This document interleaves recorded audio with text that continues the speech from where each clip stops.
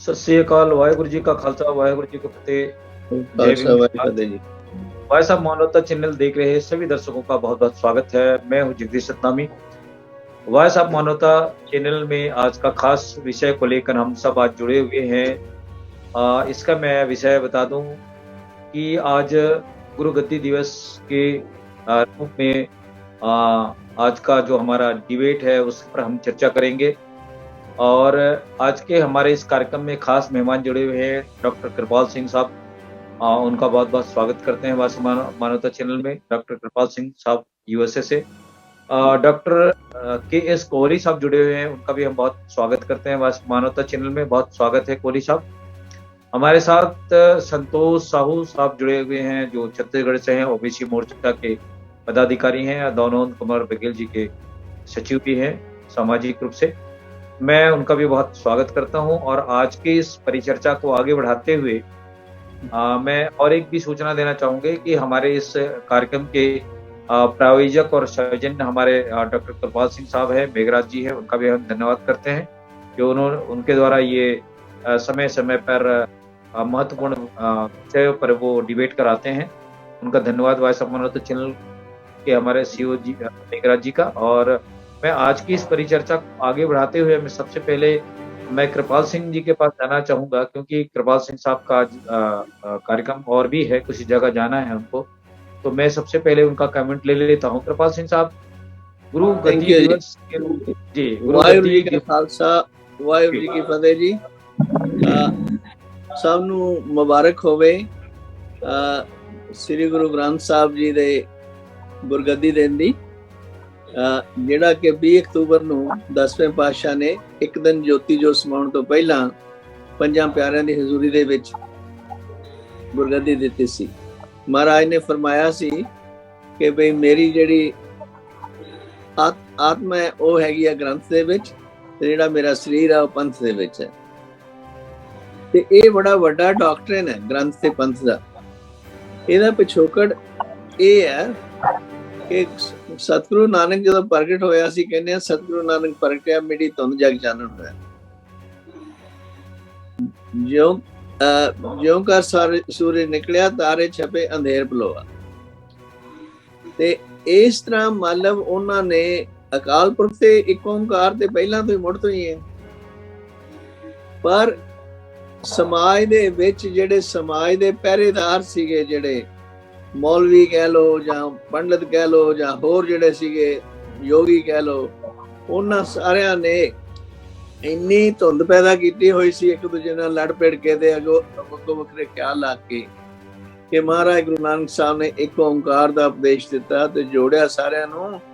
ਕਿਆ ਇੱਕ ਓਂਕਾਰ ਸਤਨਾਮ, ਇਹੀ ਸਤ ਹੈ, ਇਹੀ ਹੈ। ਬਾਕੀ ਜਿਹੜੀਆਂ ਸਾਰੀਆਂ ਚੀਜ਼ਾਂ ਉਹ ਟੈਂਪਰੇਰੀ ਆ। ਅਸੀਂ ਸਾਰੇ ਇੱਕ ਤੋਂ ਪ੍ਰਗਟ ਹੋਏ ਆ, ਇੱਕ ਦਾ ਹੀ ਸਾਰਾ ਇਹ ਪਲੇ ਆ, ਜਿਹੜਾ ਜਗਤ ਖੇਲ ਹੈ, ਤੇ ਇੱਕ ਦੇ ਕੋਲ ਹੀ ਅਸੀਂ ਵਾਪਸ ਚਲੇ ਜਾਣਾ। ਤੇ ਮੂਲ ਮੰਤਰ ਚ ਉਹਨਾਂ ਨੇ ਕਿਹਾ ਇੱਕ ਓਂਕਾਰ ਸਤਨਾਮ ਕਰਤਾ ਪੁਰਖ ਨਿਰਭਉ ਨਿਰਵੈਰ ਅਕਾਲ ਮੂਰਤ ਅਜੂਨੀ ਸੈਭੰ ਗੁਰ ਪ੍ਰਸਾਦ। ਤੇ ਨਾਲ ਉਪਦੇਸ਼ ਦਿੱਤਾ ਵੀ ਜਪੋ ਕਿਸਨੂੰ ਆਦ ਸੱਚ ਜੁਗਾਦ ਸੱਚ ਹੈ ਪੀ ਸੱਚ ਨਾਨਕ ਹੋਸੀ ਪੀ ਸੱਚ।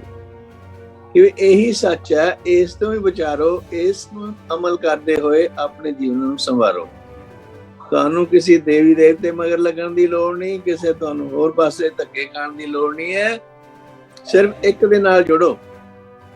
ਉਹ ਇੱਕ ਦੇ ਨਾਂ ਵੱਖੋ ਵੱਖਰੇ ਹੋ ਸਕਦੇ ਨੇ, ਪਰ ਇੱਕ ਹਮੇਸ਼ਾ ਪਹਿਲਾਂ ਸਦਾ ਇੱਕ ਹੀ ਰਿਹਾ। ਤੇ ਉਹ ਇੱਕ ਦੀ ਹੀ ਪੂਜਾ ਕਰੋ, ਇੱਕ ਤੋਂ ਹੀ ਸਭ ਕੁਝ ਮੰਗੋ, ਤੇ ਇੱਕ ਦੇ ਨਾਲ ਹੀ ਜੁੜੋ, ਤੇ ਇੱਕ ਦੇ ਨਾਲ ਹੀ ਪਿਆਰ ਕਰੋ। ਇਸੇ ਉਪਦੇਸ਼ ਦੇ ਬਾਕੀ ਜਿਹੜੇ ਸਾਂਝੀਵਾਲ ਸੀਗੇ ਉਹ ਸੀ ਬਾਬਾ ਫਰੀਦ ਜੀ, ਸ਼ੇਖ ਫਰੀਦ ਜੀ, ਕਬੀਰ ਜੀ, ਨਾਮਦੇਵ ਜੀ, ਰਵਿਦਾਸ ਜੀ ਤੇ ਹੋਰ ਅਨੇਕਾਂ। ਤੇ ਪੰਜਵੇਂ ਰੂਪ ਦੇ ਵਿੱਚ, ਗੁਰੂ ਅਰਜਨ ਦੇ ਰੂਪ ਦੇ ਵਿੱਚ, ਉਹਨਾਂ ਨੇ ਉਹ ਸਾਰੀਆਂ ਗੁਰੂਆਂ ਦੀਆਂ ਬਾਣੀਆਂ, ਗੁਰੂ ਅੰਗਦ ਦੇਵ ਜੀ, ਗੁਰੂ ਅਮਰਦਾਸ ਜੀ, ਗੁਰੂ ਰਾਮਦਾਸ ਜੀ ਤੇ ਗੁਰੂ ਅਰਜਨ ਦੇਵ ਜੀ ਦੀ ਆਪਣੀ ਬਾਣੀ ਲੈ ਕੇ ਤੇ ਭਗਤਾਂ ਦੀ ਬਾਣੀ ਲੈ ਕੇ ਸਾਰਿਆਂ ਨੂੰ ਆਦ ਗ੍ਰੰਥ ਦੀ ਬੀੜ ਦਾ ਰਚਨ ਕੀਤਾ। ਤੇ ਉਹ ਨਾਲੇ ਹਰਮੰਦਰ ਦੀ डिजाइन करके ते उसनूं बिल्ड करके ਉਹਦੇ ਵਿੱਚ ਇਸ ਦਾ ਪ੍ਰਕਾਸ਼ ਕੀਤਾ, ਪੋਥੀ ਪਰਮੇਸ਼ਰ ਕਿਹਾ। ਤੇ ਸਾਰੇ ਜਿੰਨੇ ਅਸੀਂ ਜਿੰਨਾ ਵੀ ਸਾਡੀ ਗਾਈਡੈਂਸ ਆ, ਜੋ ਵੀ ਸਾਡੇ ਸ਼ਬਦ ਨੇ, ਜੋ ਵੀ ਕੀਰਤਨ ਹੁੰਦਾ ਦਰਬਾਰ ਸਾਹਿਬ ਹਮੇਸ਼ਾ ਉਹ ਸਾਡੇ ਲਈ ਇਹ ਗਿਆਨ ਦੱਸਣ ਲਈ ਆ, ਮੁੜ ਮੁੜ ਇਹ ਚੀਜ਼ਾਂ ਪ੍ਰਚਾਰਨ ਦੀ ਜਿਹੜੀ ਮੂਲ ਮੰਤਰ ਦੀ ਫਿਲਾਸਫੀ ਹੈ ਮਹਾਰਾਜ ਨੇ ਬਖਸ਼ੀ, ਜਿਹੜੀ ਭਗਤਾਂ ਨੇ ਵੀ ਉਸੇ ਰੂਪ ਦੇ ਵਿੱਚ ਸਤਨਾਮ ਕਹਿ ਕੇ ਇਸ ਨੂੰ ਪ੍ਰਚਾਰਿਆ। ਤੇ ਹੌਲੀ ਹੌਲੀ 10ਵੇਂ ਰੂਪ ਦੇ ਵਿੱਚ ਗੁਰੂ ਸਾਹਿਬ ਨੇ ਇਸੇ ਨੂੰ ਫਾਈਨਲ ਐਡੀਸ਼ਨ ਬਣਾ ਕੇ ਨਾ ਤੇ ਵਿੱਚ ਗੁਰੂ ਤੇਗ ਬਹਾਦਰ ਜੀ ਦੇ ਸ਼ਬਦ ਐਡ ਕਰਕੇ ਦਮਦਮਾ ਸਾਹਿਬ ਦੇ ਸਥਾਨ ਤੇ ਜਿਹੜੀ ਬੀੜ ਸੰਪੂਰਨ ਕੀਤੀ। ਤੇ ਇਸੇ ਬੀੜ ਨੂੰ ਫਿਰ ਮਹਾਰਾਜ ਨੇ ਨੰਦੇੜ ਸਾਹਿਬ ਗੁਰਗੱਦੀ ਬਖਸ਼ੀ ਪੰਜਾਂ ਪਿਆਰਿਆਂ ਦੀ ਪ੍ਰੈਜ਼ੈਂਸ ਦੇ ਵਿੱਚ। ਤੇ ਨਾਲ ਹੁਕਮ ਕੀਤਾ, ਆਗਿਆ ਭਈ ਅਕਾਲ ਕੀ ਤभी चलायो पंथ, सब सिखन को हुक्म है गुरु मानियो ग्रंथ। गुरु ग्रंथ जी मानियो प्रगट गुरा की दे, जो प्रभु को मिल बोझ है खोज शब्द मिले। तो उन्होंने जोर दिता कि शब्द की खोज करो, गुरु शब्द का विचार करो, ਉਹਦੇ ਤੋਂ ਸਬਕ ਸਿੱਖ ਕੇ ਉਹਦੇ ਤੇ ਅਮਲ ਕਰੋ, ਤਾਂ ਕਿ ਸਾਡੇ ਜਿਹੜੇ ਜੀਵਨ ਨੇ ਉਹ ਇੱਕ ਨਾਲ ਜੁੜ ਸਕਣ, ਸਾਡੇ ਪ੍ਰੇਮ ਭਾਵਨਾ ਪੈਦਾ ਹੋਵੇ ਤੇ ਅਸੀਂ ਅਰਦਾਸ ਦੇ ਜਿਵੇਂ ਅੰਤ ਚ ਕਹਿੰਦੇ ਆ, ਨਾਨਕ ਨਾਮ ਚੜ੍ਹਦੀ ਕਲਾ ਤੇਰੇ ਭਾਣੇ ਸਰਬੱਤ ਦਾ ਭਲਾ ਵਾਲਾ ਸਾਡੇ ਜੀਵਨ ਹੋਵੇ। ਸਾਡੇ ਚੜ੍ਹਦੀ ਕਲਾ ਪੈਦਾ ਹੋਊਗੀ ਇਹ ਸ਼ਬਦਾਂ ਦੇ ਵਿਚਾਰ ਕਰਨ ਦੇ ਨਾਲ, ਤੇ ਫਿਰ ਅਸੀਂ ਹਰ ਇੱਕ ਦਾ ਜਿਹੜਾ ਹੈਗਾ ਭਲਾ ਲੋਚਾਂਗੇ। ਤੇ ਇਹ ਜਿਹੜਾ ਭਲਾ ਆਪਣੇ ਘਰਾਂ ਤੋਂ ਸ਼ੁਰੂ ਹੁੰਦਾ, ਆਪਣੇ ਪਰਿਵਾਰਾਂ ਤੋਂ ਸ਼ੁਰੂ ਹੁੰਦਾ, ਫਿਰ ਆਪਣੇ ਆਲੇ ਦੁਆਲੇ ਤੋਂ, ਤੇ ਉਸ ਨੂੰ ਅੱਗੇ ਵਧਾਉਂਦੇ ਹੋਏ ਅਸੀਂ ਜਿਹੜਾ ਸਾਰਾ ਜਗਤ ਆ ਉਹਦੀ ਸਾਂਝੀਵਾਲਤਾ ਪੈਦਾ ਕਰ ਸਕਦੇ ਹਾਂ। सो इन्हें विचार प्रवान करना। वाहिगुरू जी का खालसा वाहिगुरू जी। जी बहुत सुंदर आप डॉक्टर कृपाल सिंह जी ने हमारे दर्शकों को आज की इस चर्चा को आगे बढ़ाते हुए उन्होंने अपनी विचार साझी की है। मैं डॉक्टर कोहली साहब के पास में जाना चाहूंगा। कोहली साहब, जिस दिन से दशमेश पिता दसम गुरु सच्चे पातशाह गुरु गोविंद सिंह जी ने गुरु ग्रंथ की स्थापना की और उसमें भारत की सभी संत गुरुओं की वाणी को वे उसमें समाहित किया, तो उसके बाद में सभी सिखन को हुक्म है गुरु मानियो ग्रंथ। आज के बाद में कोई देहधारी गुरु नहीं होगा, गुरु ग्रंथ को ही लोग गुरु मानेंगे। तो ज्ञान को गुरु माना और संतों की वाणी को गुरु माना। तो ऐसे में दशमेश पिताजी का हम भी ऋणी है कि ऐसे ग्रंथ को उन्होंने दुनिया की इस महान ग्रंथ को स्थापित करके उन्होंने इस पूरी मानव जगत के लिए एक मिसाल कायम किया। ऐसे गुरु गद्दी दिवस के अवसर पर पूरी मानवता को, पूरी कायनात को हम गुरु गद्दी दिवस की पहले तो बधाई देते हैं। और इस अवसर पर हम आपकी प्रतिक्रिया जानना चाहते हैं कि आखिर में दसम पिताजी की ऐसी कौन सी सोच रही कि उन्होंने गुरु ग्रंथ साहिब में सारे गुरुओं की वाणी को और उस ज्ञान की बातों को उसमें समाहित करके इसको अपने जीवन में जाने से पहले, ज्योति ज्योत समाने से पहले, ये पूरी मानवता को इतनी बड़ी अथाह ज्ञान हमें दे करके गए।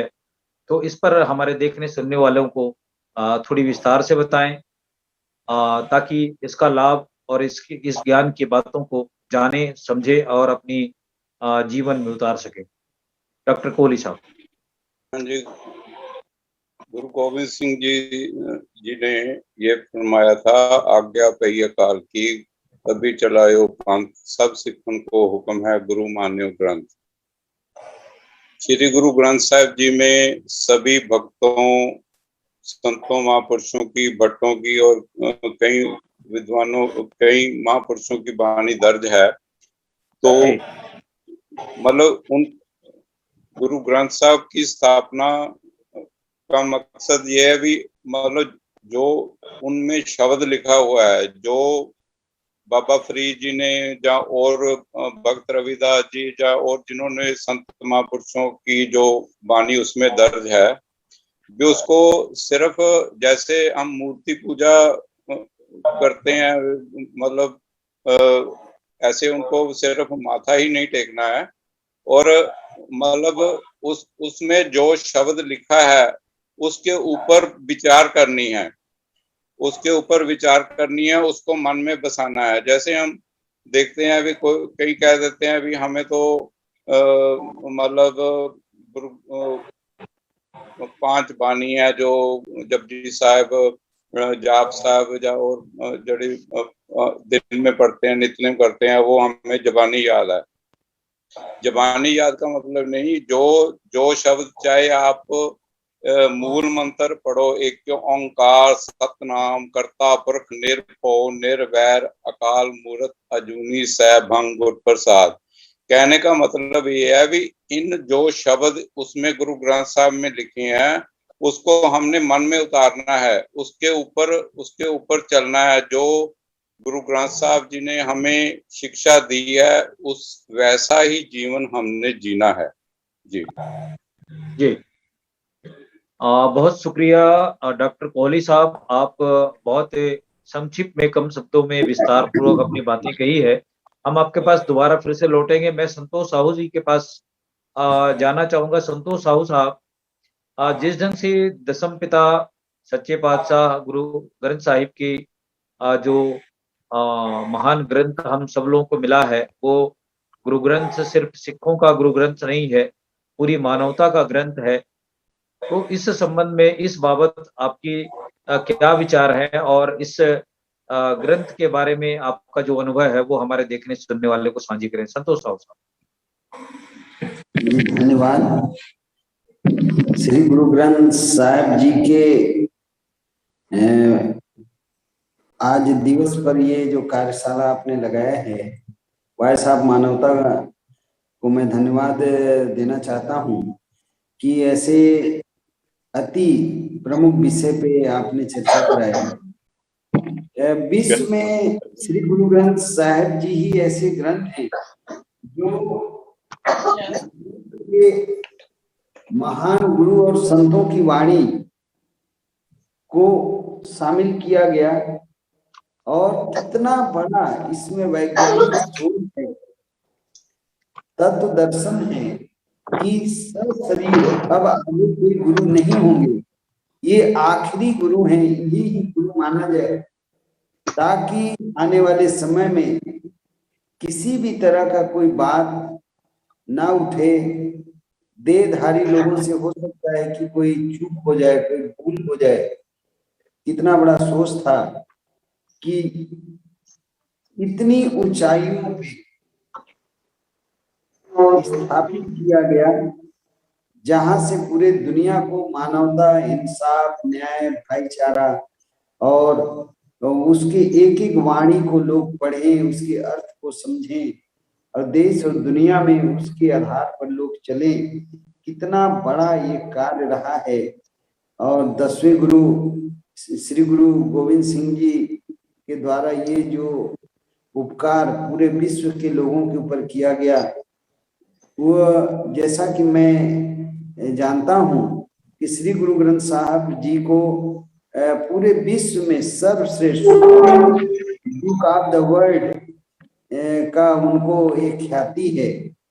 तो बहुत गहरी बातें हैं, इसको साधारण शब्दों में, हम साधारण लोग हैं, उनके गहराई को इतने अच्छे से शायद हम नहीं समझ पाएंगे, पर बड़े अदब और इज्जत के साथ श्री गुरु ग्रंथ साहब जी के अंदर जो बातें हैं, उनकी जो मान्यताएं हैं, उसको मैं नमन करता हूँ, शीश झुकाता हूँ। और देश और दुनिया के लोग श्री गुरु ग्रंथ साहब को जैसा भी अलग अलग भाषा में वो प्रकाशित हो, लोग ज्यादा से ज्यादा पढ़े, उसको सुने, उनके भावार्थ को जान सकें, और निश्चित रूप से दुनिया में एक बहुत बड़ी मानवता को लेकर एक कार्य तेजी से हो सकता है। अगर विश्व में ज्ञान, विज्ञान, भाईचारा, लोग अपने दायरे में रहें, कोई किसी का हित ना करे, हम साहसी हैं, शूरवीर हैं, पर अंदर से हम बेहद मानवतावादी हैं, एक दूसरे के प्रति हम दया भाव रखते हैं, एक दूसरे के सहयोगी हैं, और तमाम मानवतावादी अगर बात को जानना है तो श्री गुरु ग्रंथ साहब में लिखे गुरुओं की जो वाणी है उसको अधिक से अधिक लोगों तक पहुंचाया जाए। और विशेषकर भारत के संदर्भ में मैं कहना चाहता हूँ कि ये इतना ज्यादा जरूरी हो गया है आज भारत में। यही देश है जहाँ अन्याय अत्याचार के खिलाफ गुरुओं ने मानवता की रक्षा की, और आज फिर से वो घड़ी आ गया है कि इस देश में ज्ञान और विज्ञान से हटकर लोगों को अंधविश्वास, पाखंडवाद और ऐसे तरह तरह के अनैतिक कार्यों में लोगों को ढकेला जा रहा है। ऐसी स्थिति में श्री गुरु ग्रंथ साहब जी का जानकारी जन जन तक जितना जल्दी पहुंचेगा उतना देश और दुनिया के लोगों का भलाई होगा, ऐसा मैं सोचता हूँ। और ऐसा ये मेरी पूरी पक्की धारणा है कि अगर भारत में सुख शांति और विश्व में सुख शांति अगर लोगों को चाहिए तो श्री गुरु ग्रंथ साहब के अंदर जो बातें लिखी गई है, जो वाणी है, उसको लोग जाने, समझें, सुने और उसके ऊपर अमल करें। मैं इस मौके पे इतना कहना चाहता हूँ। आपने मुझे अवसर दिया उसके लिए बहुत बहुत शुक्रिया संतोष साहू साहब। आपने गुरु ग्रंथ साहिब के विचारों को बहुत अच्छे से हमारे दर्शकों के सामने रखा है। हमारे साथ दो मेहमान और जुड़ गए हैं, उनका भी हम बहुत स्वागत करते हैं। सुखदेव सिंह लाल साहब लुधियाना से जुड़े हुए हैं, उनका हम बहुत स्वागत करते हैं व्हाट्सएप मानवता चैनल में। वाहेगुरु जी का खालसा, वाहेगुरु जी की फतेह। दूसरे मेहमान हमारे साथ जसवीर भाटिया साहब जुड़ गए हैं, उनका भी बहुत स्वागत करते हैं। वाहेगुरु जी का खालसा। मैं आज की इस परिचर्चा को आगे बढ़ाते हुए, जो एक लेखक हैं और बहुत लंबे अनुभव है और विभिन्न जाति समाज के लोगों को जोड़ने की दिशा में लगातार उनकी लेखनी रहती है, ऐसे महान शख्सियत के बारे में मैं सुखदेव सिंह लाल साहब को आमंत्रित करता हूं कि गुरु गद्दी दिवस के अवसर पर पूरी कायनात को मैसेज देने वाले सच्चे पिता गुरु गोविंद सिंह जी ने जो गुरु ग्रंथ साहिब देकर जो मानवता के लिए जोड़ने का जो कोशिश किया, इस संदर्भ में हम सुखदेव सिंह साहब के प्रतिक्रिया के लिए मैं उनको आमंत्रित करता हूं। सुखदेव सिंह साहब हमें सुन पा रहे हैं तो अपनी प्रतिक्रिया। I am very thankful to you all of this our audience। आपने मेरे को अवसर दिया है, ये बड़ा पवित्र अवसर है। हम आपको और सभी को गुरु ग्रंथ साहिब के ये पवित्र दिहाड़े पे बधाई देता हूँ, लख लख बधाई देते हैं। गुरु ग्रंथ साहिब सिखों का नहीं, ये सब जाति का है, एक मानव जाति का है। इसमें कोई छूत नहीं, कोई साथ नहीं, कोई ऊपर नहीं, कोई नीचे नहीं, कोई जब कोई राजा नहीं, कोई प्रजा नहीं, सब बराबर है, एक ही स्थान है। हमारा जो गुरु ग्रंथ साहिब है, इसमें जो सबसे विलक्षण चीज ये है, यहाँ हिंदुओं की वाणी है, यहाँ 6 गुरु साहबान की वाणी है, ये मुसलमानों की वाणी है, पर और भारत देश के जो वक्री जगह पे 16 जो हमारे संत महापुरुष हुए हैं, बाबा फरीद जी हुए हैं, कबीर जी हुए हैं, और जो महापुरुष हुए हैं, धन्ना भगत जी हुए हैं, इन सब का उन्होंने इस पर लिया है। उसमें कोई छूट छाट का नहीं है। भगत रविदास जी उन्होंने ऐसे पूजा है, भगत कबीर जी को ऐसे बराबरता लाई है। और एक ऐसा ये महान ग्रंथ है जो मानवता जाता कल है, सिखी का इसका कोई नहीं, ये सब मान का है, सिखों का भी है, हिंदुओं का भी है, मुसलमानों का, सब मानव जाति जहां जहां है उनके लिए गुरु ग्रंथ साहब एक ही है। और गुरु ग्रंथ साहब के सबसे ज्यादा पवित्र बात यह है कि इसमें मानवता को समझते हैं, मानस की जा सब एक को पहचान, वो इनका मकसूद है। और छूट साथ का जो अवसर है ना, इसमें बिल्कुल नारियल काट दिया है। गुरु नानक साहब की बानी इसमें अंकित है, नीचा अंदर नीच जात, नीची हूँ अत नीच, नानक तिनके संग साथ, बड़ियों क्या रीस। आप कहते हैं नीच बंदे, कहते नीच नहीं, जो नीचों से भी नीच है हम उसके साथ हैं। हमारा कोई बड़ियों के साथ रास्ता नहीं, बड़ियों का मातम है जो अपने आप को बड़ा समझते हो, जाति के लिए अपने आप को बड़ा समझते हो, हमारा उसका कोई वास्ता नहीं। हम तो मनुष्यता के लिए, हम इंसानियत के लिए, हम इसी को जो इन्होंने गुरु ग्रंथ साहब में दिया है, दर्जा दिया है, वखो वक्र धर्म में वखो वक्र है, कोई दो कई तो बिल्कुल स्त्री जाति के इतने विरुद्ध हैं और उनको एजुकेशन भी नहीं देना चाहते, उनको जो फेस से भी बाहर नहीं होना देना चाहते और उनको कोई ऐसा अधिकार नहीं देना चाहते मनुष्य के लिए जो बराबरता हो। लेकिन गुरु नानक साहब जी ने गुरु ग्रंथ साहब में ये दर्ज है कि हमारे गुरु जो अपने स्त्री जाति का जो इन्होंने ऊपर किया, स्त्री का ऊपर उठाया है, ये और किसी जगह पे नहीं लिखा हुआ है। जी बहुत शुक्रिया सुखदेव सिंह लाल साहब, आपने अपना कीमती समय देकर के आज की इस महत्वपूर्ण परिचर्चा में भाग लेकर मानवता की बात को लेकर हमारे दर्शकों तक पहुंचाया है। बहुत शुक्रिया। हम आपके पास दोबारा फिर से लौटेंगे। हमारे साथ जसवीर भाटिया साहब जुड़ गए हैं, उनका हम स्वागत करते हुए आज की इस महत्वपूर्ण चर्चा में हम उनका विचार आमंत्रित करते हैं। जसवीर भाटिया साहब अपने आप को इम्यूट करें और आज की इस परिचर्चा पर हमारे जो लाखों दर्शक हैं उनको इस गुरु ग्रंथ साहिब के संदर्भ में विस्तार से बताने की कोशिश करें। जी सत श्री अकाल, नमस्कार। आज का जो विषय आपने चुना है गुरु ग्रंथ साहब के ऊपर, उनका पर्व है। आपको बहुत बहुत धन्यवाद जो आपने ये सब्जेक्ट को शुरू किया। जी तो अभी राज साहब भी कह रहे, मैं साहू साहब की बात सुनी, बहुत सुंदर शब्दों में उन्होंने अपने विचार रखे हैं। सिख शब्द जो है ना, ये एक बड़ा मिसअंडरस्टूड वर्ड हो गया है। सिख को जाति नहीं है, सिख को अमुक लोग नहीं है। सिख का मतलब है जो सीखने वाला है, जो किसी गुरु के शब्दों को, उसकी बताए हुए रास्ते को, उनके बताए हुए फलसफे को अपने जीवन में धारना चाहता है, वो सिख है। अगर आप गुरु घासीदास को गुरु मानते हैं तो उनकी जो शिक्षा को आप समझते हैं तो आप भी सिख है। कोई भी सिख हो सकता है। सिख कोई सिर्फ पंजाब के लोग, पंजाबी जात के लोग नहीं है।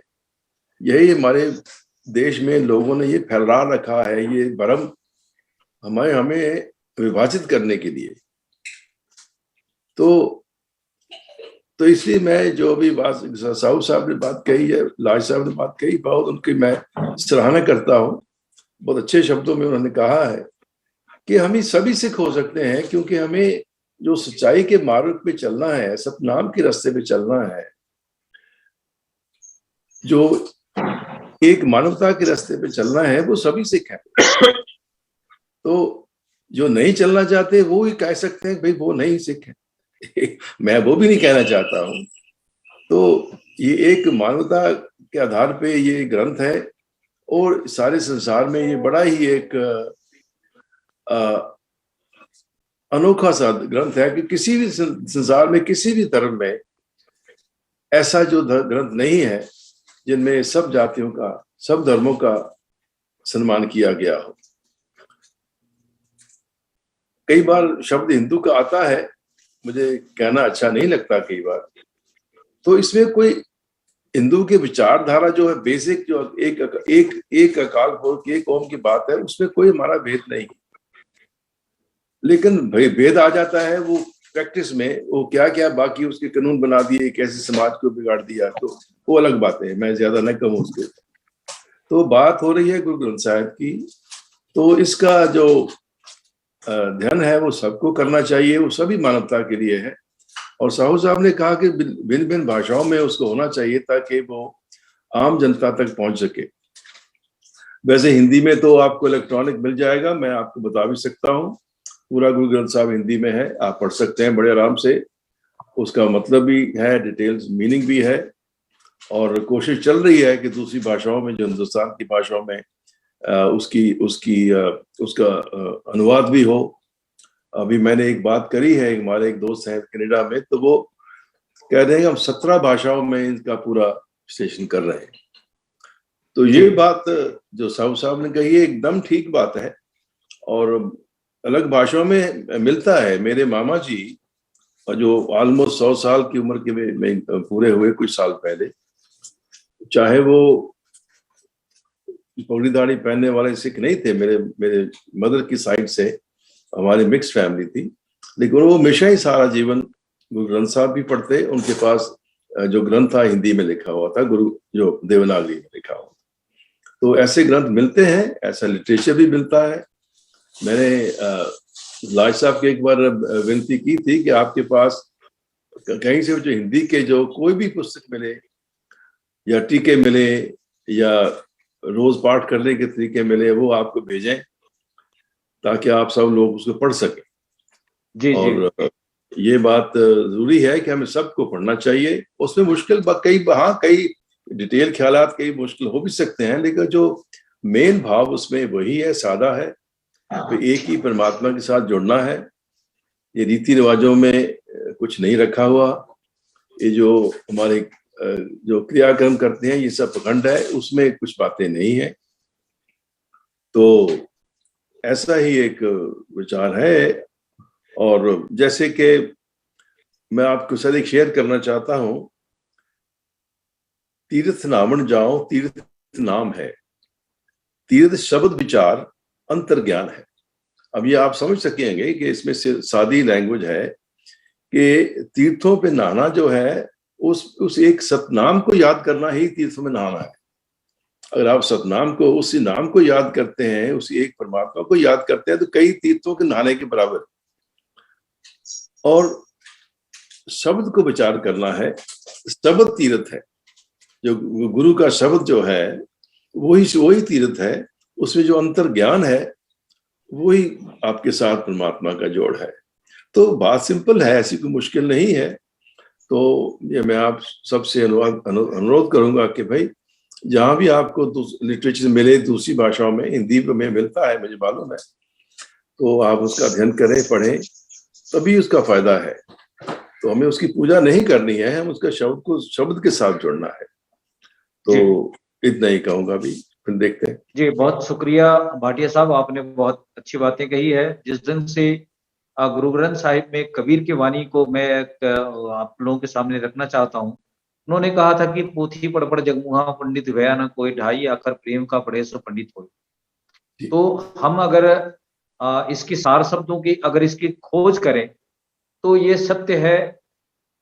ढाई अक्षर मतलब क्या है? मतलब सत्य ही ढाई अक्षर है। तो ढाई अक्षर का मतलब क्या है? अगर इसको हम एक शब्द का 100 शब्द और सब 100 शब्दों का एक शब्द कहें तो वो सत्य नाम है। सत्य से नाम जुड़ा हुआ है और यही दुनिया के अंदर में वैतरणी इस भवसागर को पार करने का एक मार्ग है। सत्य नाम का जो मार्ग है, यही संतों और महापुरुषों ने जो अपने आध्यात्मिक ज्ञान के माध्यम से पूरी मानवता को, कायनात को जो दिया है, और यही बार बार चाहे कबीर साहब की बीजक में हो, चाहे गुरु घासीदास बाबा जी ने भी छत्तीसगढ़ में अवतरण लेकर के सतनाम का संदेश दिया, रविदास साहब का भी मन चंगा तो कठौती में गंगा, उन्होंने भी यही बात ही कही। और सत्य के इस मार्ग में चलने वाला ही एक ऐसा मार्ग है जो जीवन को उस परम सत्य की ओर ले जा सकता है। मैं आज की इस परिचर्चा को आगे बढ़ाते हुए डॉक्टर कोहली के पास फिर से दोबारा जाना चाहूंगा।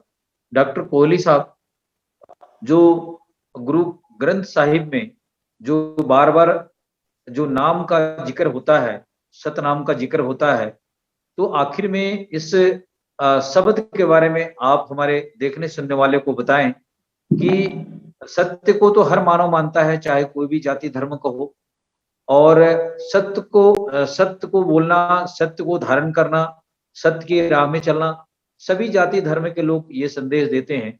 तो इस बाबत आप अपनी थोड़ी विस्तार से सतनाम ज्ञान के संदर्भ में आप हमें बताने की कोशिश करें, जो गुरु ग्रंथ साहिब में जो दशम पिता ने हमें दिया है। कोहली साहब।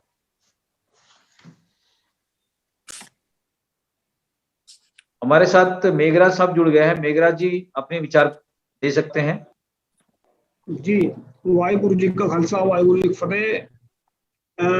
स्पेशल धन्यवाद है जगदीश जी आपका, आपने इसको प्रोग्राम को जो है किया है। दरअसल इसमें जो साहिब श्री गुरु ग्रंथ साहिब की गुरु गद्दी है, गुरु गद्दी दिवस आज, तो पूरे विश्व के लोगों को हम इसकी बधाई भी देते हैं कि गुरु गद्दी दिवस जो है, इस पर हम एक खास बात इस पर रखना चाहते हैं कि हम कहते हैं कि बहुत सारे कहते हैं कि कुरान जो है वो मुस्लिमों का गुरु है, मतलब मुसलमानों की धर्म पुस्तक है, और जो बाइबल है वो इनकी क्या क्रिश्चियनों की है, जो है मतलब जो भी जिसकी पुस्तक है वो उनके धर्म के लिए। गुरु ग्रंथ साहिब को हम विश्व का गुरु क्यों कहते हैं और इसकी जो परिभाषा का देना चाहते हैं, तो ऐसे मतलब धर्म का जो ज्ञान है, जैसे मतलब हर एक इंसान के अंदर मन रहता है, चाहे वो किसी भी धर्म का है, तो मन जो है, मन अगर बिगड़ जाए तो शैतान का रूप धारण कर लेता है। अगर मन ही सुधर जाए तो वो इंसान अच्छा इंसान, विद्वान, महान बन जाता है। तो गुरु ग्रंथ साहिब की में लिखान रहेगी, मन जीते जग जीत। ये मन को जीतना ही जग जीतने के बराबर है, क्योंकि अगर मन सुधार में आ जाता है तो मन सुधर गया तो समझो सबको ठीक होगा। तो मन को सुधारने वाली गुरबाणी है, सच है। तो गुरु ग्रंथ साहिब की जो वाणी वो मन को सुधारती है। तो मन को सुधारेगी कैसे? पहले तो उसको पढ़ना है, तो फिर उसको मानना है, मान करके उसको अपने जिंदगी में धारण करना है, तब सुधार आएगा। नहीं तो बहुत सारे क्या करते हैं, पढ़ लेते हैं मुंह से, लेकिन दिमाग से उसको अंदर लेते नहीं है, मुंह से बोल देते हैं। जैसे कि अगर फॉर एग्जाम्पल मैं देता हूँ, अगर कोई मुंह से कहे जाए कि पानी की प्यास लेगी किसी को, और पानी पानी पानी पानी कहता रहे दिन रात, तो उसकी प्यास नहीं बुझेगी जब तक पानी अंदर नहीं जाएगा। ऐसे ही अगर वाणी अंदर जाएगी, मन को जाकर मन के अंदर धारण करेंगे। गुरु नानक साहब कहते हैं, सुनिए मनिए मन रखिए भाव, दुख पर हर सुख घर ले जाए। मतलब कहते हैं कि सुन के उसको मान लेना, मान करके उसको अपने अंदर ले जाना, फिर उसका क्या अर्थ है, उसका रिजल्ट क्या आएगा कि दुख पर हर सुख घर ले जाए, कि दुखों का नाश और सुखों का प्रकाश। तो सच को मानने का सिर्फ इतना ही फायदा है कि गुरु ग्रंथ साहिब को हम गुरु क्यों कहते हैं पूरे विश्व का, इस करके कहते हैं कि हर एक इंसान के अंदर मन होता है, चाहे किसी भी धर्म का है, तो मन सुधर जाता है तो समझ लेना कि सब कुछ सुधर गया। तो इस करके कहते हैं। जी थैंक यू, आपका जोड़ने लिया, ये प्रोग्राम रखा इसलिए शुक्रिया स्पेशल आपका, थैंक यू जी। बहुत शुक्रिया मेघराज जी। हमारे साथ ब्रिजेंद्र सिंह साहब जुड़ गए हैं। ब्रिजेंद्र सिंह साहब हमें सुन पा रहे हैं? तो आज की इस परिचर्चा में अभी जितने भी मेहमानों ने अपनी बातें रखी है, आप कबीर पंथ के अनुयायी हैं और कबीर साहब की वाणी का बहुत ही महत्व है हमारे गुरु ग्रंथ साहिब में। तो इस बाबत आप अपने विचार हमारे दर्शकों के सामने रखें, ब्रिजेंद्र सिंह साहब। जी, बहुत इम्पोर्टेंट विषय है और इससे बढ़कर के कुछ नहीं है। अगर कल्याण चाहिए, हर कोई आदमी अपना कल्याण चाहता है, लेकिन कल्याण सत्य के बिना नहीं हो सकता। अंधेरे में भटकता हुआ आदमी कहीं भी टकरा जाएगा। इसलिए अगर किसी का भी सत्यानाश करना है, सर्वनाश करना है, तो उसे सत्य से दूर रहिए, ज्ञान से दूर रखिए, अशिक्षित रखिए। तो शिक्षा इसलिए सर्वोपरि मानी गई है कि शिक्षा सत्य से साक्षात्कार कराती है। जो सत्य नाम का जो वचन दिया गया है वो कल्याण के लिए आदमी संतों ने ये महसूस किया कि ये लोग जो स्वार्थ में, लोभ में भटक रहे हैं और इसके कारण अपने जीवन को नरक बना रहे हैं। सही मायने में ये धरती स्वर्ग हो सकती है यदि आदमी सत्य के पक्ष में जाए, सत्य को समझने की कोशिश करे। अब कुछ लोगों के दिमाग में ये होता है कि पढ़ लिया, बीए पास कर लिया, एमए पास कर लिया, तो बहुत मतलब सत्य हमें मिल गया, ज्ञान मिल गया। तो सबसे बड़ी होती है चीज नियत की। अगर नियत परमार्थ की है तो जीवन स्वर्ग हो सकता है। नियत स्वार्थ की है तो कोई ऐसा अपराध नहीं है जो आप करने से डरें। तो खाली पढ़ाई लिखाई काफी नहीं है। पढ़ाई लिखाई के पीछे जो भाव है वो भाव कल्याण का होना चाहिए, परमार्थ का होना चाहिए, तभी मानव जाति का सुधार हो सकता है। आपने देखा विज्ञान ने इतनी तरक्की की है यूरोप में, कहां से कहां पहुंच गया। पहले जब लड़ाई होती थी तो 10-20 लाख मर जाते, 10-20 हजार मर जाते थे। सेकंड वर्ल्ड वॉर में 6 करोड़ से ऊपर आदमी मारे गए। तो वो जो मारे गए उसके पीछे साइंस की तरक्की थी, ज्ञान तो बहुत बढ़ गया, लेकिन लोभ लालच नहीं छूटा। तो अगर आदमी को अपना कल्याण चाहिए, संतों ने सिर्फ यही कहा है कि अगर कल्याण अपना चाहिए, अपना उद्धार करना चाहते हो तो सत्य का पक्ष लो, और सत्य बिना विवेक के नहीं प्राप्त हो सकता। ज्ञान में तो अच्छाई भी है, बुराई भी है, लेकिन जिसे विज्ञान कहते हैं, यानी जिसे पृथक पृथक करना कहते हैं, अलग अलग करना, झूठ को सच से अलग करने की क्षमता, ये विवेक के जरिए ही आती है। तो ये एक साइंटिफिक ट्रुथ होता है। लोगों ने भक्ति को, अंधभक्ति को भी भक्ति मान लिया है।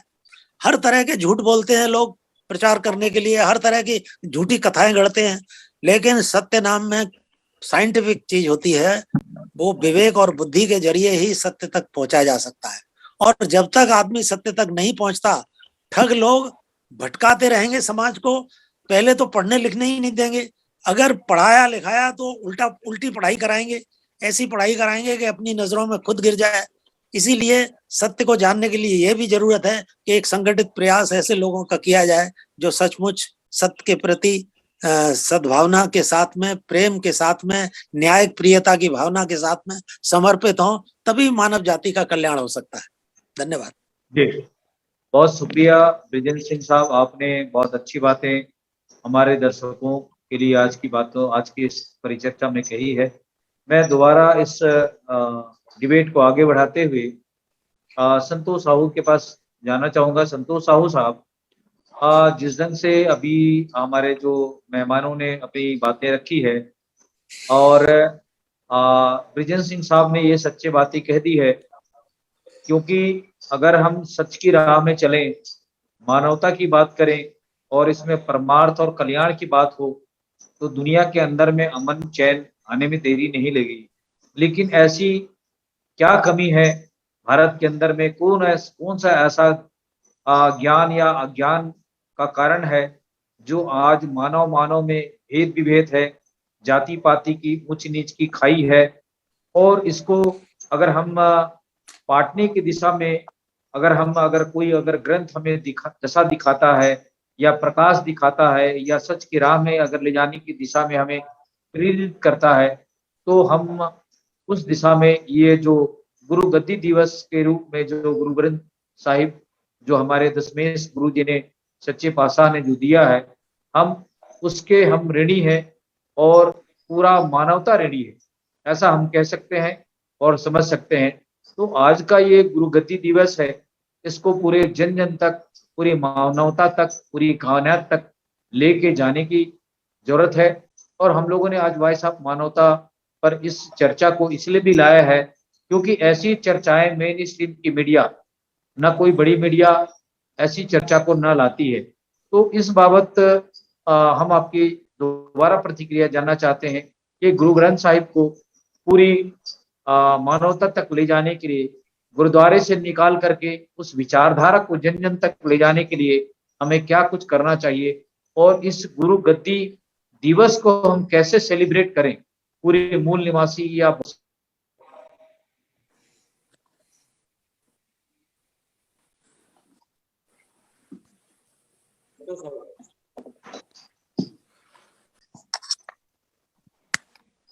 संतोष जी, हमें सुन पा रहे हैं? जी जी जी तो साहब जी, मैं आपका आवाज सुन रहा हूँ। आवाज आई हमारी? आपकी आवाज थोड़ी कम है, अपने मोबाइल का वॉल्यूम थोड़ी। जी जी, आप अपना बात पूरा करें। मैंने आपको जो सवाल पूछा वो आप नहीं सुन पाए ठीक से? जी, एक बार रिपीट करें। जिस ढंग से महान गुरु ग्रंथ साहिब, श्री गुरु ग्रंथ साहिब को जो दशम पिता जी ने पूरी कायनात के लिए, पूरी मानवता के लिए जो ऐसे ग्रंथ, ऐसी ज्ञान की मार्गदर्शन और एक प्रकाश के रूप में, ज्ञान के रूप में जो हमें प्राप्त हुआ है, और हम आज गुरु गद्दी दिवस मना रहे हैं। तो इस ढंग से भारत के अंदर में आज हालात हैं, और ब्रिजेंद्र सिंह जी ने जी लेकर सच की राह में अगर वाले लोग हों, तो इस भारत की भूमि पर एक भाईचारा, अमन और चैन का स्थिति देखने को मिल सकता है।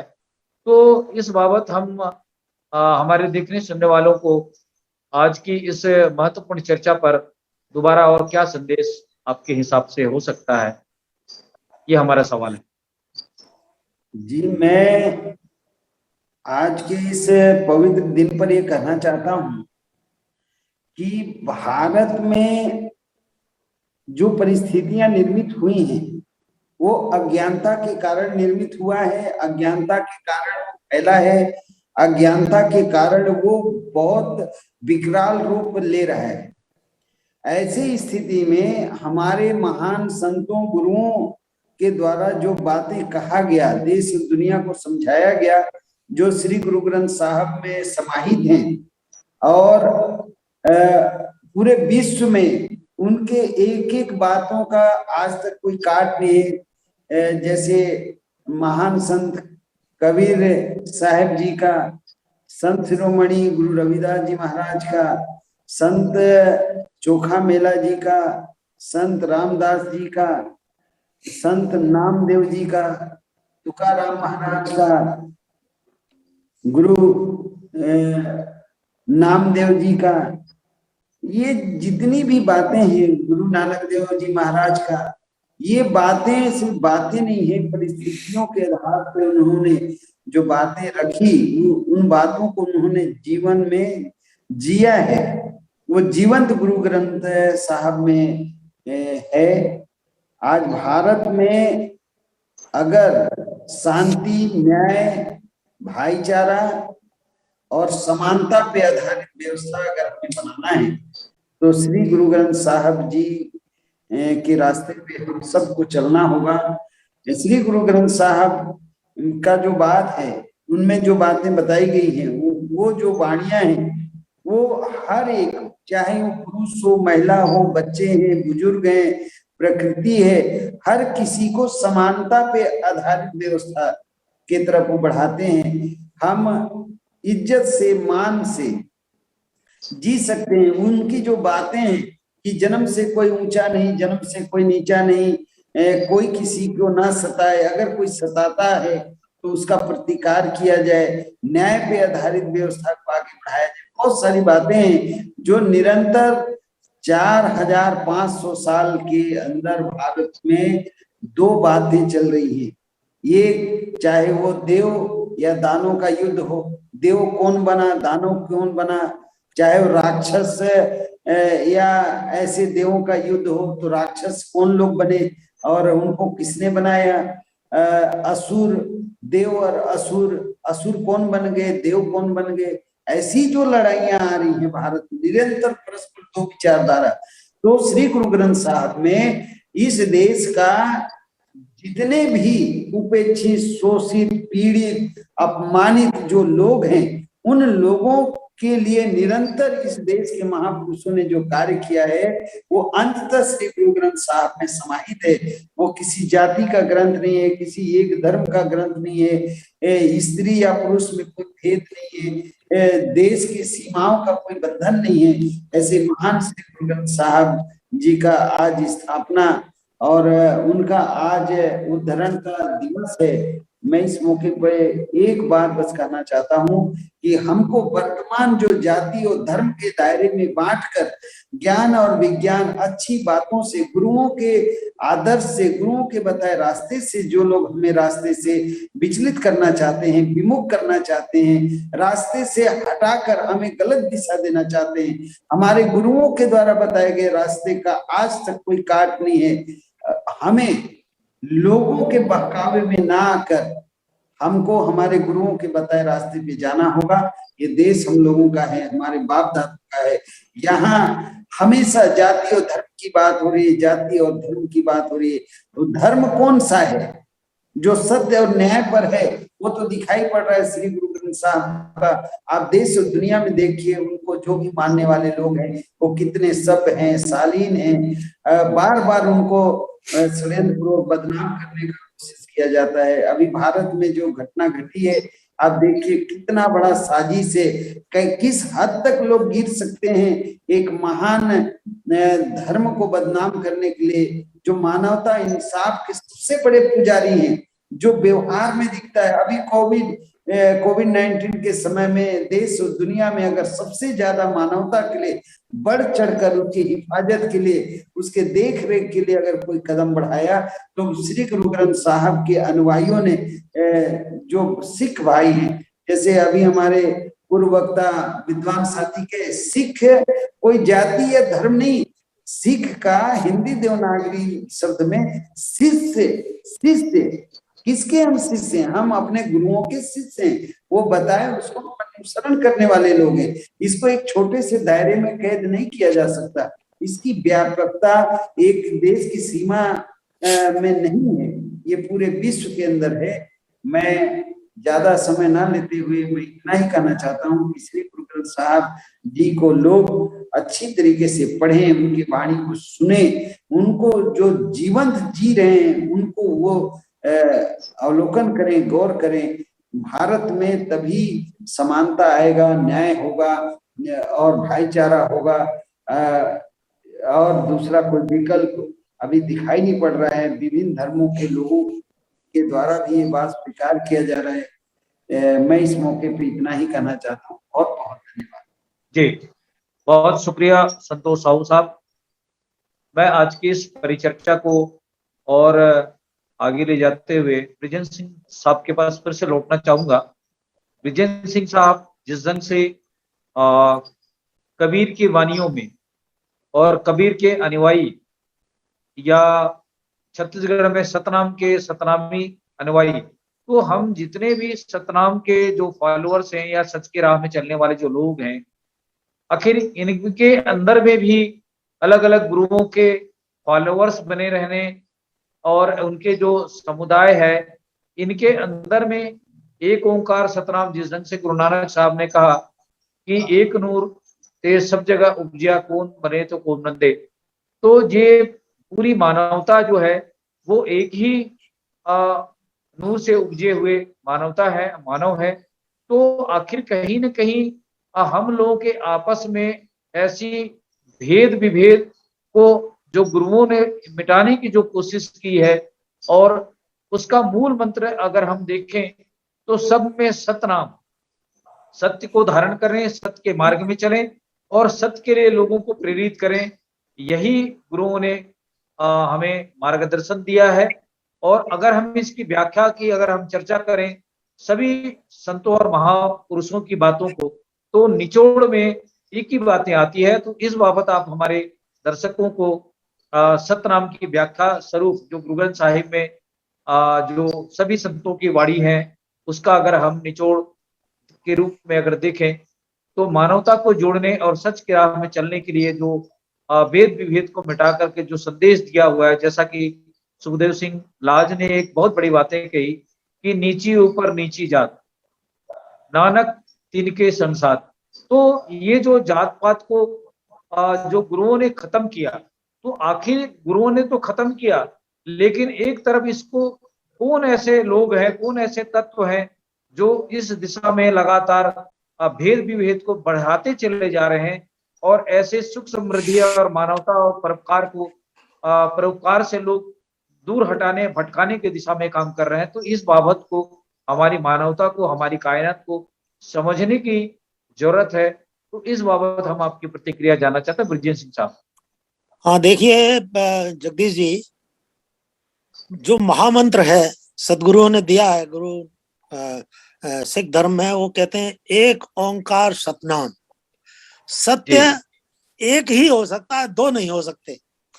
और लेकिन अगर कोई है कि भाई आप भी ठीक हैं, आप भी ठीक हैं, तो वो आदमी वो कहता है जो सच को नहीं जानता है। अगर जो सच को नहीं जानता है उसको जो कहेंगे भाई ठीक है, आप ठीक ही कह रहे होंगे। जब मैं चैलेंज जब करूंगा, जब मुझे सच्चाई का पता होगा। और अगर अवसरवादी है तो वो ये कहेंगे आप भी ठीक हैं, आप भी। तो हम यही कहते हैं भाई यार तुम आदमी हो या बैंगन हो। बैंगन कहते हैं थाली का बैंगन इधर लुढ़क गया उधर लुढ़क गया। तो वो कहा गया है कि गु अंधियारी जानिए, सदगुरु ने कहा है कि गु अंधियारी जानिए, रू कहिए प्रकाश। गुरु का मतलब बताया है, गु अंधियारी जानिए, रू कहिए प्रकाश, और मिटे अज्ञान तम ज्ञान से, तम और अज्ञान मिटे ज्ञान से, गुरु कहिए तास। जो अविद्या को, अज्ञान को, भ्रम को, भय को नष्ट कर दे, वो गुरु है। वो धर्म के नाम पर, भेष के नाम पर, तो भेष तो एक्टर लोग भी रख लेते हैं, जोकर लोग भी रख लेते हैं। तो इसलिए सदगुरु ने ये भी बड़ा साफ कर दिया है कि भेष देख मत बूझिए, भेष देख मत भूलिए, बूझ लीजिए ज्ञान। और कहें कबीर न है, इधर आओ। हाँ, अब मैडम हमारी करेक्ट कर रही है मुझे। भेष देख मत भूलिए, बूझ लीजिए ज्ञान, बिना कसौटी होत नहीं कंचन की पहचान।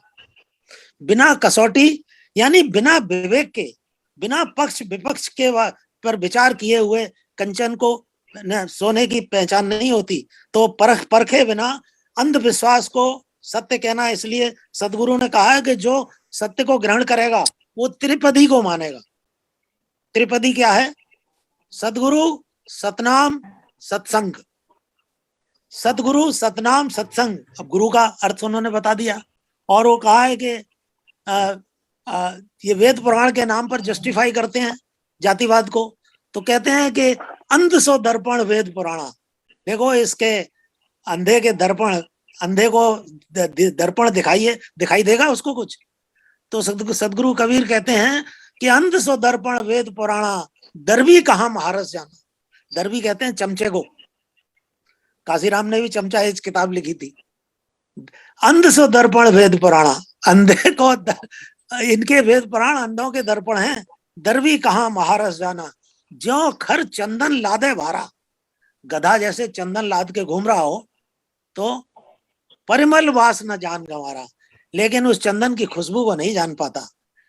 तो सत्य की महिमा समता में है, प्रेम में है, न्याय में है। जो आदमी सत्य को सत्य नाम करता है, न्याय का अर्थ नहीं जानता, प्रेम का अर्थ नहीं जानता, मानव के दुख दर्दों को, परमार्थ को नहीं समझता, स्वार्थ में, लोभ में डूबा हुआ है, तो वो एक अपने अहंकार की तृप्ति के लिए उस भेष को यूज कर रहा है। तो ऐसे अधकचरे गुरुओं के लिए भी सदगुरु कबीर ने कहा है कि सबद गुरु को कीजिए, सबद गुरु को कीजिए, गुरुआ बड़े लवार। लवार जानते हैं? लवरा बक करते रहते हैं। सबद गुरु को कीजिए, गुरुआ बड़े लवार, और अपने अपने स्वार्थ को ठौर ठौर बटमार बैठे हुए हैं। किसी परिवार में पैदा हो गए, कोई खास भेष रखा हुआ है। अब मैं कल एक मीटिंग हो रही थी, मैं पूछ रहा था कि भाई ये एक सिख संगत सिखों के अंदर आरएसएस वालों ने बनाई है। अब उनको बुलाइए, आप उनकी ट्रेनिंग दीजिए, कहिए कि भाई ये सिद्धांत है हमारा, ये सिद्धांत आरएसएस से कहाँ मिलता है, जरा समझा दो। तो ऐसा नहीं है कि वो आपका सिख है आदमी, वो भटक जाए, लेकिन अगर आप सिद्धांतों को नहीं समझाएंगे, आप खाली भेष को महत्व देने लगेंगे, तो वो आदमी को कोई भी आदमी भटका देगा और फिर कोई बड़ा पद दे करके, पैसा दे करके, लोभ लालच दे करके आपकी पहचान का दुरुपयोग करेगा। आपको मुख्यमंत्री बना देगा, आपको राष्ट्रपति बना देगा, पर बना कर सब देगा, एक नजर बट्टू की तरह आपको बिठा देगा, और उससे फिर वो जातिवाद को और मजबूत कर रहा है। तो अब अगर आप उससे पूछिए, भाई उससे पूछना चाहिए कि क्या गुरुओं ने जातिवाद को माना है? क्या गुरुओं ने मूर्ति पूजा को माना है? क्या गुरुओं ने सांप्रदायिकता को माना है? तो तुम यार सिख संगत में क्यों भर्ती हो गए? क्या गुरुओं ने संस्कृत को माना है? अरे उन्होंने जनभाषा को माना है। क्या लीडर गुण के आधार पर होगा या जन्म के आधार पर होगा? तुम कहते हो हिंदू की रक्षा के लिए हुए, तुमने कभी देखा है कोई हिंदू आज तक बिना जात का? तो जातिवाद की तुम रक्षा के लिए हो यार, ये शैतान तुमको गुमराह कर रहा है। आप अपने सिद्धांत को बताइए, पढ़ाइए लिखाइए, तो कल्याण होगा। तो सदगुरु ने कहा है कि गुरु अंधियारी जानिए, रू कहिए प्रकाश। इस अंधकार को मिटाइए, सबसे पहले सिद्धांत को, सही सच्चाई को बताइए, तो आपके अपने लोग भटकेंगे नहीं। अपने घर को पहले ठीक करिए, फिर शैतान को दोष दीजिए। अब अपने घर में ही हमने अंधकार फैला रखा है, प्रचार के नाम पर तमाम तरह के झूठ बोल रहे हैं, हम झूठी कथाएं गढ़ रहे हैं। इन सब चीजों के खिलाफ अभियान जारी होना चाहिए। तो सदगुरु के प्रति सबसे बड़ी श्रद्धा है। और जो तीन मंत्र दिए, 3 पद दिए हैं, सदगुरु, सतनाम, सत्संग, तीनों का अर्थ गहराई से बताइए। इसके बताने के लिए कम से कम 45 मिनट चाहिए, कम से कम। तो तब अगर जाएगा, फिर वो सत्संग संगत में जाकर के आपकी जड़ें नहीं खोदेगा, आपका ही अपना आदमी, अपना भाई विभीषण नहीं बनेगा वो। धन्यवाद जी, बहुत शुक्रिया ब्रिजेंद्र सिंह साहब, आपने 3 मंत्र दिए हैं और हम सोचते हैं कि आने वाले समय में मैंने नहीं दिए, सदगुरु ने दिए। जी, सदगुरु ने जी। लेकिन इस चर्चा पे आपने इंडिकेट कर दिया है, इसलिए हम आपका नाम ले रहे हैं, क्योंकि इस मूल मंत्र को लेकर के आगे जाने की जरूरत है। और मैं आपकी इस चर्चा के बाद में मेरे दिमाग में अभी एक नई बात आ रही है कि हम गुरु गद्दी दिवस के अवसर पर गुरु ग्रंथ साहिब के विचारों को लेकर लगातार हफ्ते में एक दिन इस सतनाम ज्ञान दर्शन के संदर्भ में हम एक एपिसोड शुरू करें, और उस दिन जितना भी गुरु ग्रंथ साहिब में या जितने भी गुरुओं की वाणी को लेकर हम एक एक दिन बुद्धिजीवियों के विचारों को हम इसमें समाहित करें और चर्चा को हम आगे बढ़ाएं, ताकि जितने भी हमारे जो बहुसंख्यक समाज के लोग हैं उनको इसकी जानकारी हो सके। मैं इस चर्चा को आगे बढ़ाते हुए, हमारा समय भी नजदीक आ रहा है, तो जिस ढंग से गुरु गद्दी दिवस के रूप में जो आज की जो परिचर्चा बहुत महत्वपूर्ण हो रही है, मैं जसबीर भाटिया साहब के पास फिर से दोबारा जाना चाहूंगा कि भाटिया साहब, गुरु ग्रंथ साहिब में कितने ऐसे अनमोल वाणियां हैं शुरू से लेकर आखिर तक, और कितने गुरुओं की विचारों जो विचार हैं उसको थोड़ी से प्रकाश डालते हुए हमारे देखने सुनने वालों को बताएं, ताकि आज की इस परिचर्चा को थोड़ी और उन्हें ज्ञान अर्जन हो और जानकारी हो सके। जसबीर भाटिया साहब। सर, अपनी आवाज को म्यूट करें। जी सोच रहा हूँ। वैसे तो जो ओवरऑल साहू साहब ने कहा, भजेंद्र सिंह ने कहा, साहू साहब की जो इतने सुंदर शब्दों में उन्होंने कह दिया है, मेरे ख्याल और कुछ कहने की गुंजाइश ही नहीं है। तो फिर भी चलो बात करूंगा कि भजेंद्र सिंह ने कही है मन की बात, सच की बात। तो एक शब्द बोलना चाहता हूँ गुरबाणी से, नानक साच का है बेनंती, मन मांझे सच सोई। नानक सच्चे हृदय से ये विनय कर रहे हैं कि मन को मांझो, मन को सफाई करो, तभी सच होगा। तो जब तक हमारा मन, हमारी नीयत को अच्छी तरह मांझने से मतलब होता है एकदम सफाई करना, मांझते बर्तन मांझते हैं लोग, तो इस तरह से मन को मांझने से ही ये सच्चाई आ सकती है उसमें। तो ये बात मुझे भजेंद्र सिंह कहा, मुझे ख्याल आ गया, सामने लिखा हुआ है। तो हाँ, बाकी ये है कि जो वाणी जो असल लिखी गई है, ये बात भी बहुत इम्पोर्टेंट है कि गुरु ग्रंथ साहब जो है वो अपने गुरु साहबों के हाथों से ही लिखा हुआ है। ये नहीं कि कोई आदमी बाद में 100 साल बाद में आके लिख दिया उसको, कोई वहां उसने ये कहा था, या मैं नाम ना लेना चाहूं, कई ऐसे ग्रंथ हैं जो उनके जो अवतार सो कॉल्ड हुए हैं, तो उनकी वाणी के 100 साल बाद, 200 साल बाद उन्होंने ग्रंथ लिखे। ठीक है, ये जो ग्रंथ लिखा हुआ है गुरु साहिबा के अपने हाथों से उस वक्त डिक्टेट करवाया हुआ, अपने सामने लिखाया हुआ। तो इसमें 6 गुरुओं की वाणी है एक्चुअली। 5वें गुरु अर्जन देव तक वाणी चलती रही, और उन्होंने पहले इसको ऑलमोस्ट संपूर्ण ही कर दिया था, और जिसे कहते थे पोथी साहिब। और उस पोथी को 1604 में अमृतसर में जब वो पूरा हो गया था हरमंदिर, तो उसमें उसकी स्थापना कर दी थी। तो उसके बाद ये जो ग्रंथ जो था बहुत से आपस में बट गया। लोग आप घरों में, बड़े बड़े परिवारों में झगड़े होते हैं, कोई ये हमारा ग्रंथ है, वो कहते हमारा ग्रंथ है। तो गुरु गोविंद सिंह ने 10वें पातशाह ने फिर इसको दोबारा लिखवाया, और उसमें 9वें गुरु जो उनके पिता थे उनकी वाणी को भी ऐड किया। तो इस तरह से 6 गुरुओं की एक्चुअल वाणी है। और गुरु गोविंद सिंह साहब ने अपनी वाणी को नहीं लिखा। उन्होंने कहा कि मैं इस काबिल नहीं हूं कि मैं ये वाणी लिख सकूं। तो उन्होंने लिखे, उनकी बहुत लिखते हैं, लेकिन उन्होंने गुरु को अपनी नहीं दी। उन्होंने कहा जो मेरे को गुरु या देवता समझ के मेरे को पूजेगा वो घोर नरक में जाए। तो इस तरह से वो इतनी निम्रता थी उनमें कि उन्होंने अपनी वाणी इसमें नहीं लिखी। तो असल लिखते हैं वो सिर्फ 6 गुरुओं की है।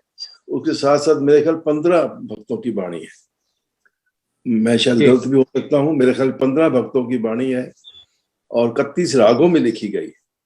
कि सारे में जो ये भी बड़ी एक विलक्षण बात है कि आपको मालूम होगा कि जितने भी ये जो हुए हैं हमारे मुगल और जो दूसरे हमारे ये पठान लोगों के राज रहा है हिंदुस्तान के ऊपर, उनमें संगीत को कोई विचार नहीं दिया जाता था, संगीत के ऊपर निषेध था। औरंगजेब ने तो बैन कर दिया था हिंदुस्तान में, म्यूजिक नहीं। तो गुरु साहब ने हमारी जो पुरानी संस्कृति है, जो राग विद्या की है, उसको सजीव रखने के लिए उन्होंने वाणी को सारे ही इन रागों में लिख दिया और अपने भी नए राग उसमें ऐड किए हैं। गुरु साहब ने खुद राग ऐड किए हैं अपने बनाए हुए। तो ये भी है हमारी जो संगीत प्रणाली है उसको भी जीवित रखने के लिए उन्होंने गुरु ग्रंथ में इसको संगीत के भार में लिखा है। तो ऐसा थोड़ा सा इतिहास है। और हाँ, और कुछ सवाल हो तो बताइए, मैं देख के बता दूंगा। जी जी, मैं नहीं हम इसको एक बात और कहना चाहता हूँ कि आजकल सबके पास मोबाइल है, क्योंकि जो साहू साहब ने कहा पहले ना कि इसका विस्तार होना चाहिए, तो आजकल ज्यादातर हर चीज जो है ना ये मोबाइल में मिल जाती है। जैसे कि एक ऐप है, इसका नाम है Nitnem, audio Nitnem, audio AUDIO Nitnem NITNEM। उसमें यह है कि सब वाणी को आप सुन सकते हैं, आप पढ़ने की जरूरत भी नहीं, आप उसको सुन भी सकते हैं। जपजी साहब, जाप साहब, जितने भी बाणियां हैं, जाप साहब, सुखमणि साहब, सवैये, कीर्तन सोहला, रहरास।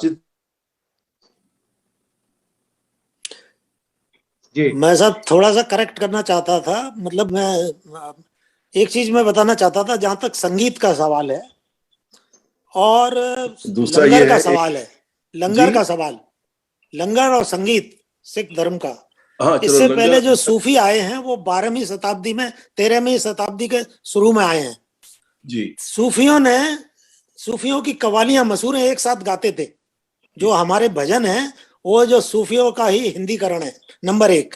नंबर 2, ये जो लंगर की जो प्रणाली है वो भी सूफी जो गुरु हुए हैं, चाहे वो अजमेर में हुए हों चाहे दिल्ली में हुए हों, ये लंगर की प्रथा भी सूफियों की चलाई हुई इंडिया में है, जहां से संभवतः ली गई है। एक चीज मैं और बता दूं कि कबीर 13वीं 14वीं शताब्दी के हैं, 14वीं और 15वीं शताब्दी में। तो कबीर की वाणियां अकेले, अगर गुरु नानक साहब की वाणियां 950 से कम है गुरु ग्रंथ साहब में, तो अकेले कबीर की वाणियां करीब 550 के करीब है। तो ये जो सूफी, जो एक साहब जो कह रहे थे कि सूफी का नहीं है, मैं चाहे वो मूर्ति पूजा हो, फर्क इतना है कि जब वो कहते हैं बिस्मिल्लाह रहमान रहीम, मतलब खुदा एक है, दो नहीं है। आप उसको हिंदी में कहते हैं कि एक ओंकार सतगुरु प्रणाम, कोई अंतर नहीं है, भाषा का अंतर है सिर्फ। और मूर्ति पूजा आप भी अलाउ नहीं करते बिल्कुल। आपके मूल सिद्धांत संगीत हो, चाहे वो बहुत सारा जिन लोगों से लिया है। गुरुओं ने एक बात कही है बहुत बड़ी कि अगर हमने एक गिलास पानी कोई पिलाता है तो हमको उसको एक गिलास दूध पिलाने की सोचना चाहिए। अगर किसी से हमने अच्छी चीज सीखी है तो उसको स्वीकार भी करना चाहिए। लेकिन वहाँ नागपुर के हेडक्वार्टर से हमको बताया जाता है कि हम हिंदुओं की रक्षा के लिए हुए हैं। नतीजा क्या हुआ, जब पार्टीशन हुआ तो सबसे ज्यादा हिंदू बन करके वहाँ मुसलमानों से कौन लड़ रहा था? क्योंकि आप हिंदू समझ रहे थे पहले अपने को, सिख नहीं समझ रहे थे, वरना शांति व्यवस्था बनाने के बारे में सोचते। आज भी वो जो आपने कहा एक सिख संगत बना रखी है आरएसएस ने, इन चीजों के खिलाफ ये सत्यनाम नहीं है, ये झूठ का प्रचार है, इसको ठीक करना चाहिए।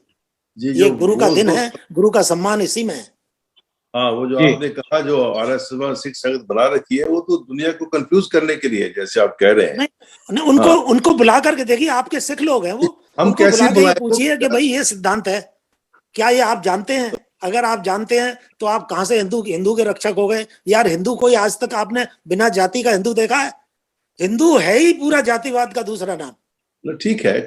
हम इस बात को, हम गुरु ग्रंथ साहब की बात कर रहे हैं, तो मैं तो यही कहना चाहता हूँ, जो हमारे क्लासिकल सिस्टम है, राग विद्या जो भी है, साहब ने उसको प्रिजर्व करने की कोशिश की, उसको आपने जितनी जो वाणी लिखी है उसके संगीत के आधार पर लिखी है। तो सूफी भी संगीत जानते हैं, उनका अपना सूफीज्म जो है ज्यादा टर्की से उसका ओरिजिन है, तो उनका अपना तरीका है। तो हम उसको गलत नहीं कह रहे हैं, अगर किसी से अच्छी बात दी है हम उसको कभी सत्य है। नहीं, सदगुरुओं ने कभी गलत माना भी नहीं, उनको स्वीकार किया, ईमानदारी से स्वीकार किया। हाँ, सत्य तो सत्य ही है। कहीं लेकिन प्रॉब्लम यह है कि हम हिंदू बन गए हैं सबसे बड़े, हमारी रक्षक हम खुद ही बन गए। हमारी परिचर्चा जो है सब्जेक्ट से भटकने की जरूरत नहीं है। हमारी चर्चा गुरु गद्दी दिवस के ऊपर है, तो हम विषय पर ही रह के अपनी चर्चा करें। और ये जाति विभेद के संदर्भ में हम अगली डिबेट ये विषय की शुद्धता के लिए बात की जा रही है, विषय की शुद्धता के लिए। बहुत शुक्रिया जी, बहुत शुक्रिया। खाली के बैंगन नहीं है उनके, इधर लुढ़क गए उधर लुढ़क गए। हम सत्य नामी हैं, सत्य का प्रचार करने वाले, और सत्य में स्टैंड लेना पड़ता है। जी बहुत शुक्रिया विजय सिंह साहब। मैं आज की इस परिचर्चा को हमारा समय हो चुका है। मैं आज की इस परिचर्चा को और आगे ना ले जाते हुए, क्योंकि सभी बातें करीब करीब हो चुकी है। भाटिया साहब कुछ कहना चाह रहे हैं, लास्ट सेगमेंट कह रहे हैं, उसके बाद में आज की इस परिचर्चा को समाप्त। आपकी जानकारी के लिए मैं कह रहा था, जैसे साहब ने पहले कहा था कि भाई हमें सबको पढ़ना चाहिए, तो एक और ऐप है, अगर उसमें जाएंगे आप तो उसमें है गुरबाणी दर्पण। तो वो प्रोफेसर साहिब सिंह की लिखी हुई है, तो उसमें हिंदी का जो उसका वर्जन है गुरु ग्रंथ साहब का, उसका भी आपको इलेक्ट्रॉनिक वर्जन मिल जाएगा। आप उसको डाउनलोड कर सकते हैं और हिंदी में पढ़ सकते हैं। एक और बात, हमारे एक मित्र कहें, सिख सज्जन है, उन्होंने बहुत ट्रैवल किया है पाकिस्तान में, इंडिया में, जहां भी गुरु नानक गए हैं उसकी उन्होंने ट्रैवल करके उनकी फोटो भी छापी है। तो एक ऐप है, तो आप गूगल पे जाएंगे तो आपको मिल जाएगा, thegurunanak.com। जी हाँ, मैं आपको व्हाट्सएप से भेज दूंगा, तो आप उस पर जाइए और बहुत सारी जानकारी है आपकी गुरु नानक के बारे में, तो आप उसको पढ़िएगा। नहीं मत कहना चाहते। जी बहुत शुक्रिया जसबीर भाटिया साहब। मैं कबीर साहब की एक वाणी को लेकर आज के इस कार्यक्रम की समाप्ति करूंगा। आदि ग्रंथ पृष्ठ क्रमांक 1364 में ये उद्धृत है, कबीरा मरता जग मुआ मर भी न जानिया कोई, ऐसी मरनी जो मरे बहुरी न मरना कोई। तो मैं आज की इस परिचर्चा पर यही आज के इस कार्यक्रम को हम यही समाप्त करना चाहते हैं। और आज की इस महत्वपूर्ण परिचर्चा में हमारे साथ भाग लिए डॉक्टर कृपाल सिंह साहब का बहुत धन्यवाद करते हैं, जसबीर भाटिया साहब के भी धन्यवाद करते हैं, ब्रिजन सिंह साहब का भी, और संतोष साहू साहब का, और मेघराज जी का। डॉक्टर कोहली साहब भी हमारे बीच में लेफ्ट हो गए हैं, उनका भी बहुत धन्यवाद करते हैं। और आज की ये जो महत्वपूर्ण चर्चा गुरु गद्दी दिवस के रूप में जो हम लोगों ने चर्चा की, इसका लाभ हमारे दर्शकों को जरूर मिलेगा। तब तक के लिए वॉइस ऑफ मानवता चैनल से जितने भी दर्शक हैं वो जुड़े रहें और लगातार हमें अपनी प्रतिक्रिया भी दें, कमेंट भी दें, ताकि हम समय समय पर ऐसे महान संतों की वाणी को, गुरुओं की वाणी को आपके सामने लेकर परिचर्चा में लाते रहें। और आपकी प्रतिक्रिया हमारे लिए बहुत महत्वपूर्ण है। आज की इस सारगर्भित गुरु गद्दी दिवस की परिचर्चा को हम आज यही विराम देते हैं। तब तक के लिए वॉइस ऑफ मानवता चैनल से जुड़े सभी दर्शकों का दोबारा हम धन्यवाद करते हैं। वाहिगुरु जी का खालसा, वाहिगुरु जी की फतेह, सत श्री अकाल, जय भीम, जोहार।